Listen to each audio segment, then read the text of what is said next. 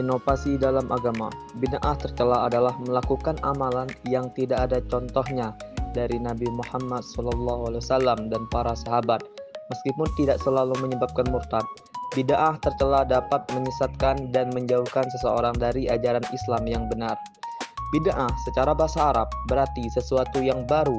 Dalam konteks agama Islam, bid'ah merujuk pada amalan atau keyakinan baru yang diperkenalkan ke dalam agama Islam tanpa dasar yang jelas dari Al-Quran dan Sunnah Nabi Muhammad SAW. Perdebatan mengenai bid'ah telah berlangsung lama di kalangan umat Islam dengan perbedaan pendapat tentang jenis dan dampaknya. Jenis bid'ah. Secara umum, bid'ah dibagi menjadi dua. Yang pertama bid'ah hasanah atau bid'ah baik, dan kedua bid'ah sayyah, yang artinya bid'ah buruk. Baik merupakan inovasi yang dianggap baik dan bermanfaat karena sesuai dengan prinsip-prinsip dasar Islam dan tidak bertentangan dengan Al-Quran dan Sunnah. Contohnya, membangun rumah sakit atau sekolah Islam. Namun, konsep ini sering diperdebatkan karena sebagian besar ulama berpendapat bahwa tidak ada bid'ah hasanah.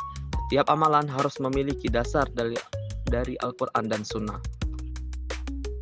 Bid'ah sayyah atau bid'ah buruk merupakan inovasi yang dianggap buruk dan merugikan karena bertentangan dengan Al-Quran dan Sunnah atau bahkan dapat menyesatkan.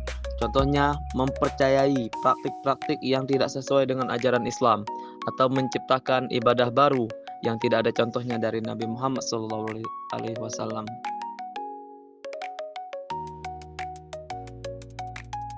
Terdapat perbedaan pendapat di kalangan ulama mengenai bid'ah.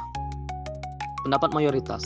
Mayoritas ulama berpendapat bahwa semua bid'ah adalah tercela atau sayyah, kecuali jika ada dalil yang jelas dari Al-Quran dan Sunnah yang mendukungnya. Mereka menekankan pentingnya berpegang teguh pada ajaran Islam yang asli. Pendapat yang membedakan bid'ah hasanah dan sayyah. Sebagian ulama membedakan antara bid'ah hasanah atau baik dan bid'ah sayyah yang buruk. Bid'ah hasanah didefinisikan sebagai inovasi yang bermanfaat dan tidak bertentangan dengan prinsip-prinsip dasar Islam. Namun konsep ini sering diperdebatkan dan banyak ulama menolaknya, menekankan bahwa semua amalan harus memiliki dasar dari Al-Quran dan Sunnah.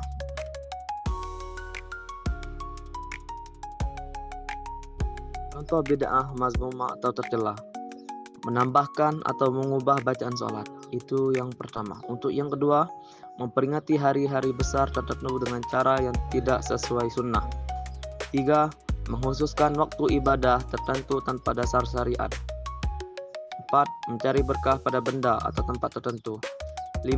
Menerapkan praktik keagamaan yang bertentangan dengan Al-Quran dan Sunnah. Contoh bid'ah hasanah atau yang baik: yang pertama, pengembangan teknologi untuk kemaslahatan umat. Yang kedua, menuntut ilmu pengetahuan. Kesimpulan, perbedaan pendapat mengenai bid'ah menunjukkan kompleksitas isu ini. Penting untuk mempelajari dan memahami berbagai pandangan ulama, serta berpegang teguh pada Al-Quran dan Sunnah sebagai pedoman utama dalam beragama.